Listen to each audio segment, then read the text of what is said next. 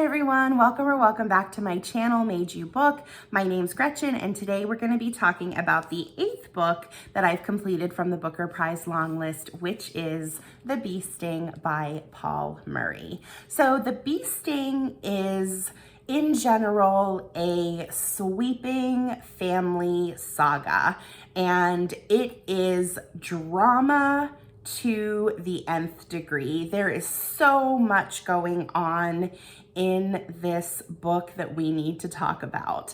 So first and foremost, this book follows the Barnes family. There are 4 main family members in this family. We have Dicky and Amelda, the mom and the dad, and then we have Cass, who is their teenage daughter. She is finishing high school and getting ready to go to uni.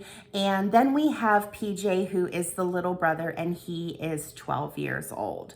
So each of those family members at the beginning of the book gets their own opportunity to have a section related to their point of view.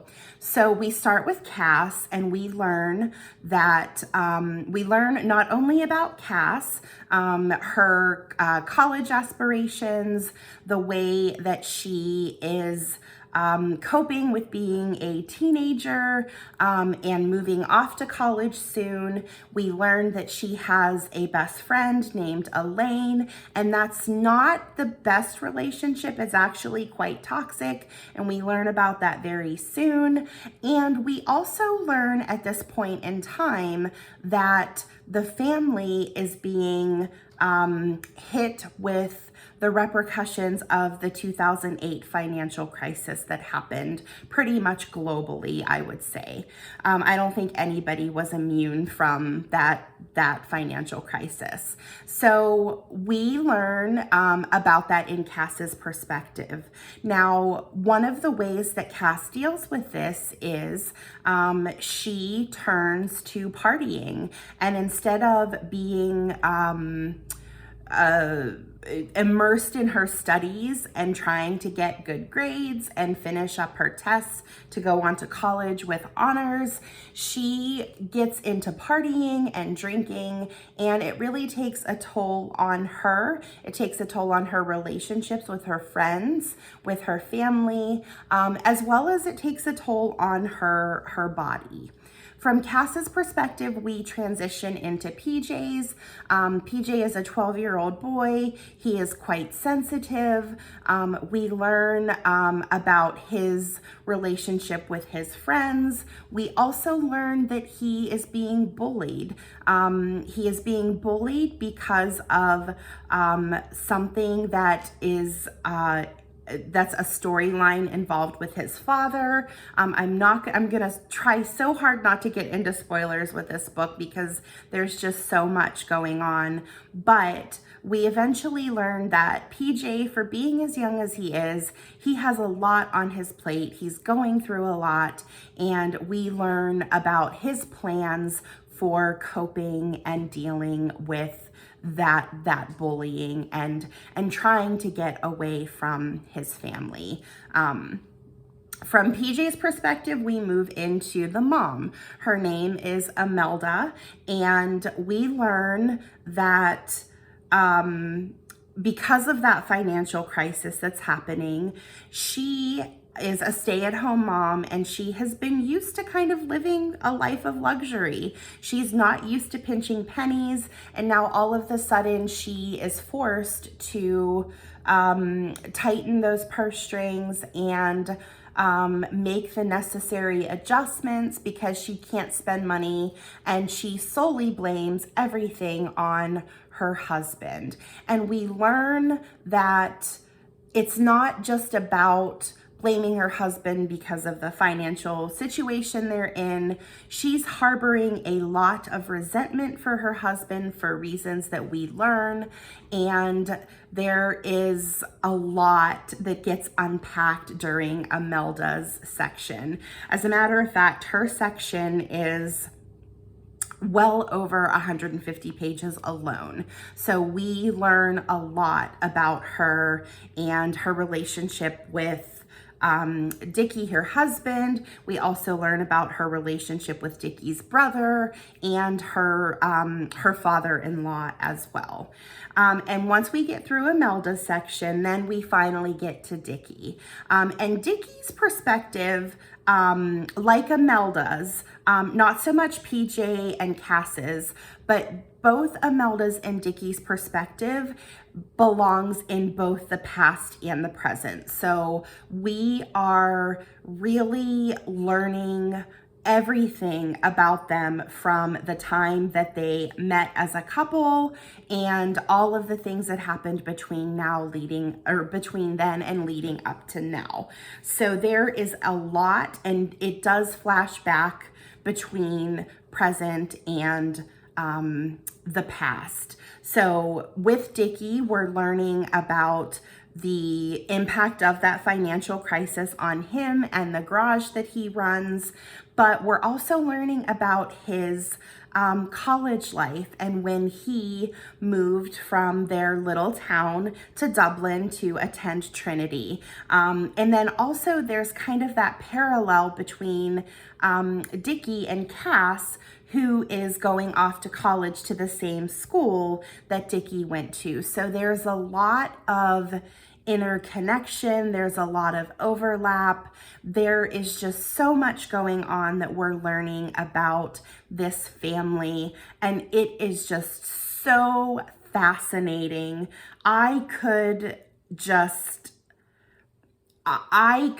eat this up. I mean, it was so engaging, and it was just such a fun ride to learn about all of the dynamics between these four family members, but also those secondary characters that were brought in to help tell their points of view. So I mentioned we had Elaine, who is Cass's friend.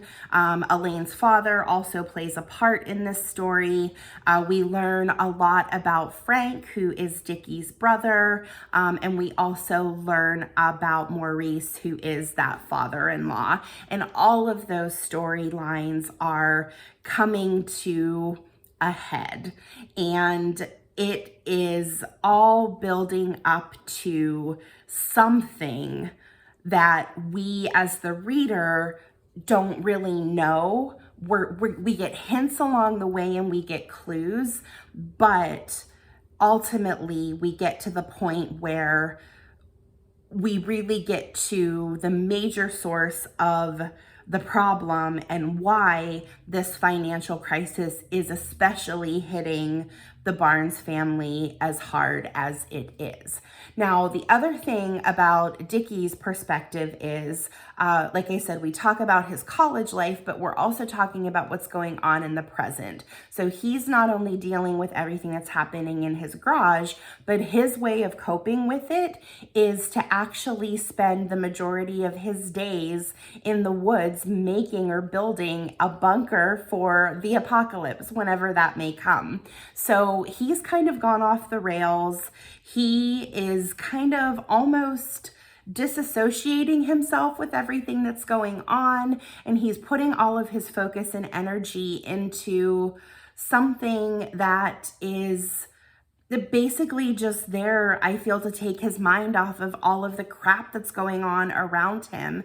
And it's just a way for him to cope. And it's a really interesting plot line, and there's just so much going on with that plot line as well, because it also brings PJ into it, because PJ is helping his father. So we get a perspective of them as a father and son, the relationship that they're building by building this bunker. And there's just so much going on. I could literally talk about this book for probably 3 days and not even be able to tell you everything that was going on. Now, of course, I'm not going to do that, and I don't want to give too much away because it will be very easy to get into spoiler territory.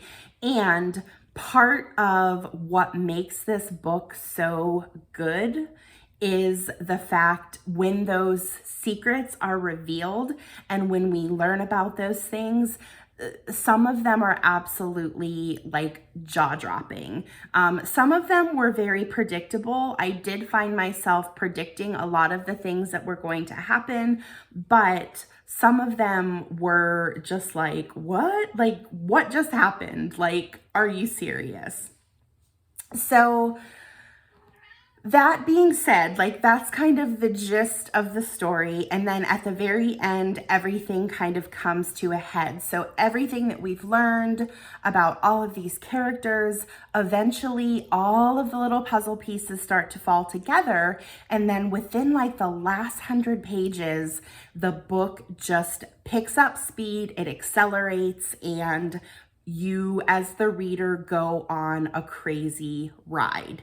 So another thing about this book that you need to be aware of is that structurally it is very unique. And I'm going to be honest and say that the structure is probably not going to be for everybody.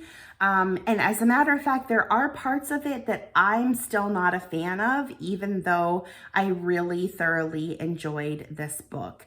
So as I mentioned before, each of the characters gets their 4 perspectives at the beginning. That part of the book, just to cover their first 4 perspectives, I think it takes you well into the 300s, maybe even the 400s as far as page count goes. This is a chunker. This is 650 pages, so there's a lot to cover, but just those perspectives at the beginning takes up an enormous chunk of the book.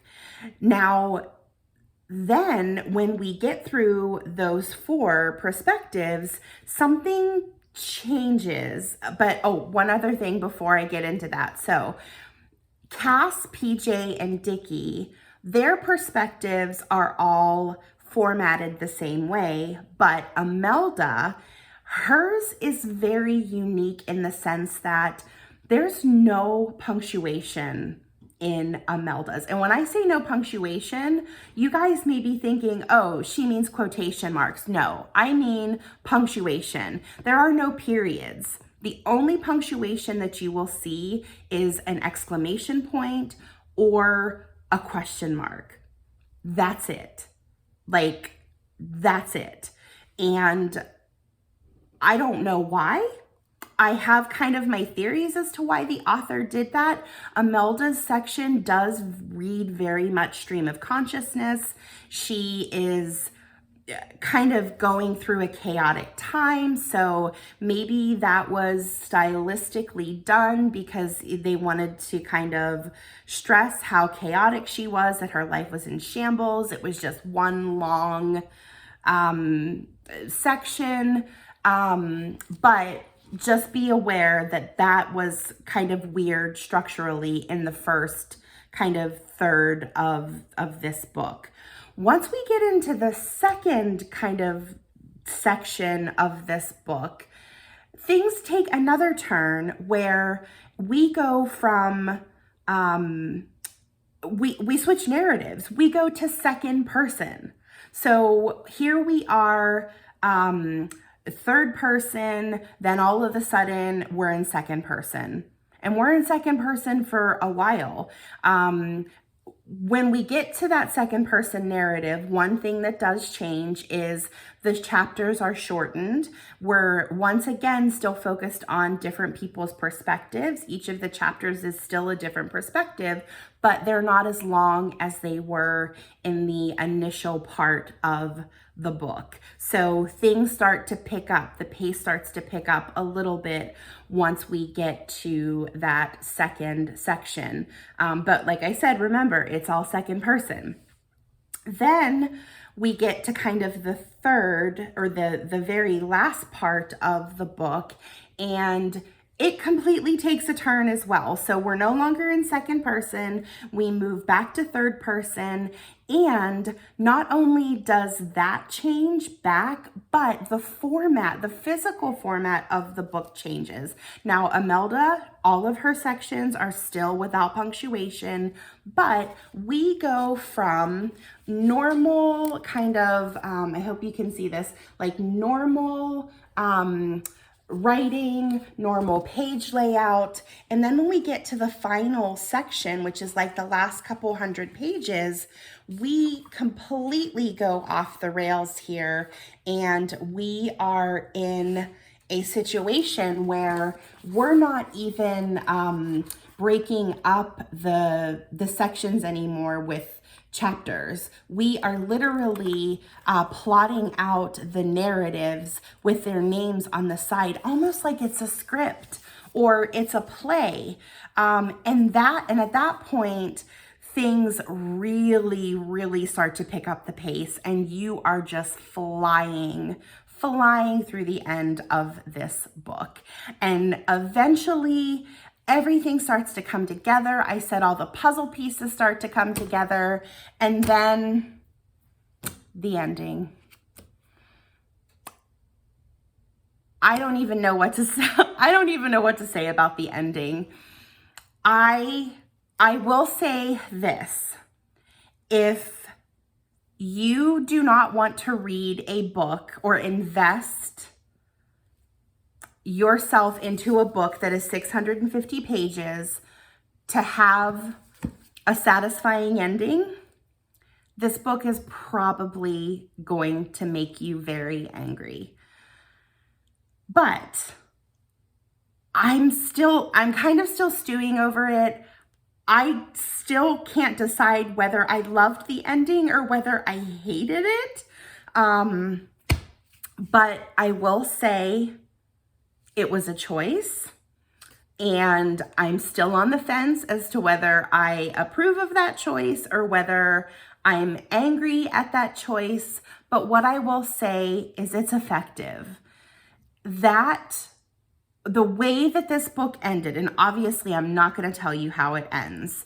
I think that the ending was perfect in a sense because you are running through this book. At the very end, you are like, imagine that you're in a car, and the first part of the book is you're turning on the car, you're checking your mirrors, you're putting your seatbelt on, you're, getting yourself situated. And then the second part of the story, or the second kind of middle chunk, you are backing out of your driveway and you are on the side streets and you're on your way to the highway. Well, then the third part, you are on the highway. Actually, you're on the Autobahn. There are no speed restrictions and you are just flying. And just imagine that you are flying and then all of a sudden, everything just screeches to a halt. And that's all I'm gonna say. If I honestly don't know what else to say without completely ruining it, but I was here for the ride. I was so there for the ride, the entirety of it.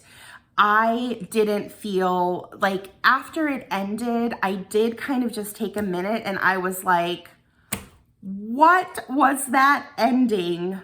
But the longer that I sit with it, the more I'm making peace with it. And I think that I actually think that it was a really good choice by the author. There are so many other things I could say about this book. I absolutely loved it. There is not a thing that Paul Murray did not address in this book. And as a matter of fact, I know I've mentioned a couple times that the fact that this is a big book, it's 650 pages, but the amount of storyline and plot that was packed into 650 pages, I'm actually impressed with how compact it is, that it is only 650 pages. With everything that Paul Murray was able to get in here, this book could have easily been over 1,000 pages, and I would have still read it, and I still would have loved it. But the way that he was able to he's a master at being able to just interweave and connect things. And as I was reading it, I was actually like, wow, like this guy, he's good. He is good at what he does. And I obviously haven't finished all of the books yet. I still have 5 that I need to finish. But I am going to go out and say that this is definitely going to make my personal short list. It's definitely going to make my shortlist prediction, because like I said, those are 2 different things, what I want to make it and what I think will make it. And I could see this being the winner. I'm gonna say it. I think that this book could be the winner. It does so many unique things, and all of the other books that I have read so far from this long list, there are so many that I liked, but I keep thinking, fast forward a year from now, fast forward 2 years from now, am I really going to remember those other books? And I'm not sure. But this one, I don't think I'm ever going to be able to forget this book. This was an investment. This was an investment in my time, and I connected with the characters. There was probably, so usually when I read a book, I can find myself connecting very strongly with one of the characters. I, in some way, connected with each of them, which is really strange. Like, I'm telling you, Paul Murray, he's a genius, the way that he was able to do this. I hated every character at one point in time. I loved every character at one point in time. Like, it was just, I'm flabbergasted at how he was able to pull this off. And all I can say is that this book, it's impactful, and I don't think that I'm going to forget about this for a really long time. And the way that he was able to tell this story, and the way that he was able to not only tell the story, but he did it in a way that is unique and different. And it's not something that I've seen from other authors for a really long time, or even to that extent. So, and by that I mean the switches in the narrative from third person to second person, and the no punctuation, the no quotation marks, those things. Like, I've seen some of those things before, but I haven't seen all of them done together. It was literally like reading 3 different types of books all in one. And I think that just for that alone, this book is going to stay in my memory for a very long time. And I think it could win. I'm gonna say it. I already said it. I think that it could win. So that is The Bee Sting by Paul Murray. Is this book gonna be for everybody? Absolutely not. Absolutely not. This book is going to infuriate you. It infuriated me at times.